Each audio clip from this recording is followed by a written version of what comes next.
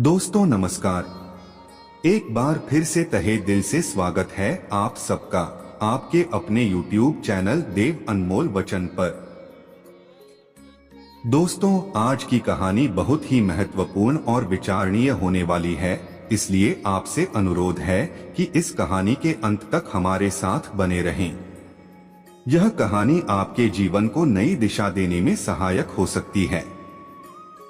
लेकिन दोस्तों, इससे पहले कि हम इस प्रेरणादायक कहानी की ओर बढ़े, आपसे विनम्र निवेदन है कि अगर आपने हमारे चैनल को अभी तक सब्सक्राइब नहीं किया है तो तुरंत कर लीजिए। साथ ही इस वीडियो को लाइक करें, अपने दोस्तों और परिवार के साथ शेयर करें और नीचे दिए गए कमेंट सेक्शन में अपनी प्रतिक्रिया भी अवश्य दें। तो दोस्तों देर न करते हुए आइए कहानी को शुरू करते हैं। कहानी का शीर्षक है धैर्य और भक्ति की महिमा। बहुत समय पहले एक छोटे से गांव में एक साधारण आदमी शंकर अपने अद्वितीय भक्ति भाव के लिए जाना जाता था। शंकर का जीवन भगवान शिव की सेवा में समर्पित था। उनका हर दिन उसी एक उद्देश्य के इर्द गिर्द घूमता था, भगवान शिव की आराधना करना। शंकर का जीवन और भक्ति। शंकर की जिंदगी साधारण थी और उनके पास धन दौलत का अभाव था। उनकी संपत्ति सिर्फ एक छोटी सी झोपड़ी और कुछ खेती के औजार थे। लेकिन उनके पास एक चीज थी, उनकी असीम भक्ति और धैर्य। सुबह उठते ही वे स्नान कर गांव के मंदिर में जाते और वहां भगवान शिव के सामने खड़े होकर प्रार्थना करते। वे घंटों तक ध्यान में लीन रहते थे और उनके दिल में केवल भगवान का नाम रहता था। गांव के लोग उनकी भक्ति को देखकर कभी उनकी प्रशंसा करते तो कभी उनका मजाक उड़ाते।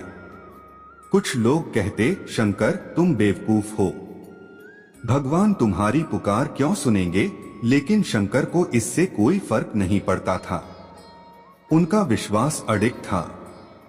वे मानते थे कि एक दिन भगवान शिव उनकी भक्ति को अवश्य सुनेंगे। एक वर्ष गांव में भयंकर सूखा पड़ा। कई महीनों तक बारिश नहीं हुई और गांव के लोग चिंता में पड़ गए। उनकी फसलें सूखने लगीं और पानी के सभी स्रोत भी सूख गए। गांव वाले बहुत परेशान हुए और एकत्र होकर गांव के पुजारी के पास गए। पुजारी ने कहा, हमें भगवान से प्रार्थना करनी होगी, केवल वही इस विपदा से हमें बचा सकते हैं। गांव वालों ने एक बड़ा यज्ञ आयोजित करने का निर्णय लिया।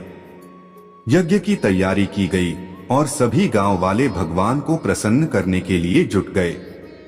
लेकिन यज्ञ के बाद भी बारिश नहीं हुई। गांव के लोग निराश हो गए और एक दूसरे को दोष देने लगे। शंकर ने देखा कि गांव के लोग कितने परेशान हैं, लेकिन उन्होंने अपनी साधना नहीं छोड़ी। उन्होंने भगवान से प्रार्थना करना जारी रखा। उन्होंने तय किया कि जब तक भगवान शिव उनकी प्रार्थना नहीं सुनेंगे, तब तक वह अन्न जल ग्रहण नहीं करेंगे। दिन बीतते गए, लेकिन बारिश का कोई नामो निशान नहीं था। गांव वालों ने धीरे धीरे अपनी उम्मीद खो दी। कुछ लोग गांव छोड़ने का सोचने लगे, जबकि अन्य ने खुद को राहत देने के लिए शराब का सहारा लिया। लेकिन शंकर ने हिम्मत नहीं हारी। उनका मानना था कि भगवान उनकी प्रार्थना सुनेंगे। एक रात जब शंकर ध्यान में थे, उन्हें भगवान शिव का दर्शन हुआ। भगवान शिव ने कहा, वत्स, मैं तुम्हारी भक्ति से अत्यंत प्रसन्न हूं, लेकिन तुम्हारी यह परीक्षा अभी समाप्त नहीं हुई है। धैर्य रखो, समय आने पर सब कुछ ठीक हो जाएगा। शंकर ने भगवान के दर्शन को अपने लिए आशीर्वाद माना। उन्होंने गांव वालों को भी धैर्य रखने के लिए कहा। लेकिन लोग अब और प्रतीक्षा नहीं कर सकते थे। उन्होंने शंकर की बातों को अनसुना कर दिया और अपने तरीके से समस्या का समाधान ढूंढने लगे। कुछ लोग गांव छोड़ने लगे और कुछ ने भगवान से प्रतिज्ञा की कि वे उनकी इच्छा पूरी करेंगे। तीसरा मोड़, बारिश का चमत्कार। एक रात अचानक आसमान में काले बादल घिर आए। तेज हवाएं चलने लगी।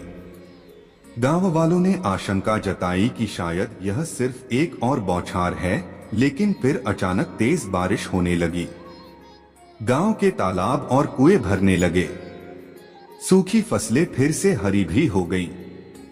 लोग आनंद में झूम उठे और भगवान शिव की कृपा का धन्यवाद किया। गांव वालों ने शंकर की भक्ति की सराहना की। उन्होंने कहा, तुम्हारी भक्ति ने हमें बचाया। अगर तुम अपने विश्वास पर अड़े रहते तो हम आज इस सुख का अनुभव नहीं कर पाते। शंकर ने मुस्कुराते हुए कहा, भगवान की कृपा और धैर्य से ही यह संभव हुआ है। हमें हमेशा विश्वास रखना चाहिए। इस घटना के बाद गांव के लोगों ने शंकर के प्रति सम्मान और श्रद्धा महसूस की। उन्होंने उसकी भक्ति को समझा और शंकर के साथ मिलकर भगवान शिव की आराधना करने लगे। गांव में फिर से खुशहाली लौट आई।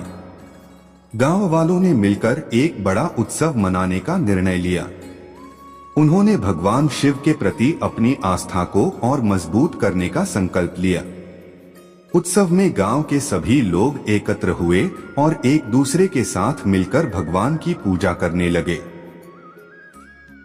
कुछ समय बाद शंकर ने गांव वालों को बताया कि वह अब भगवान की और अधिक सेवा करना चाहते हैं। उन्होंने कहा, मैं यहां से जाने का निश्चय कर चुका हूं। मैं भगवान की सेवा में और भी समय बिताना चाहता हूं। गांव वालों ने उन्हें रोकने की कोशिश की, लेकिन शंकर ने कहा, आप लोगों ने मुझे बहुत प्यार दिया है, लेकिन मुझे अपने आराध्य के साथ रहना है। गांव वालों ने उन्हें विदाई दी और उनके योगदान के लिए धन्यवाद किया।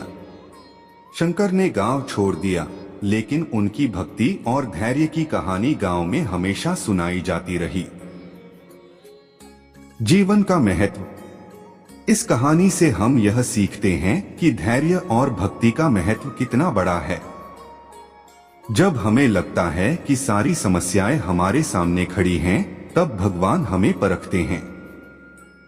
अगर हमारी भक्ति सच्ची हो और हम धैर्य रखें, तो भगवान जरूर हमारी सुनते हैं और हमें सही मार्ग दिखाते हैं। शंकर की भक्ति और धैर्य का संदेश हमारे जीवन में एक दीपक की तरह है, जो अंधकार में भी हमें सही दिशा दिखाता है। तो दोस्तों, इतना ही था आज की कहानी में। अगर यह कहानी आपको अच्छी लगी हो तो कृपया हमारे चैनल देव अनमोल वचन को सब्सक्राइब करें, इस वीडियो को लाइक करें और अपने दोस्तों के साथ शेयर करें। कमेंट में अपनी राय भी जरूर दें, ताकि हम ऐसी और भी प्रेरणादायक कहानियां आप तक पहुंचा सकें। मिलते हैं अगली कहानी के साथ। तब तक के लिए नमस्कार। अपना ख्याल रखें और हमेशा मुस्कुराते रहें।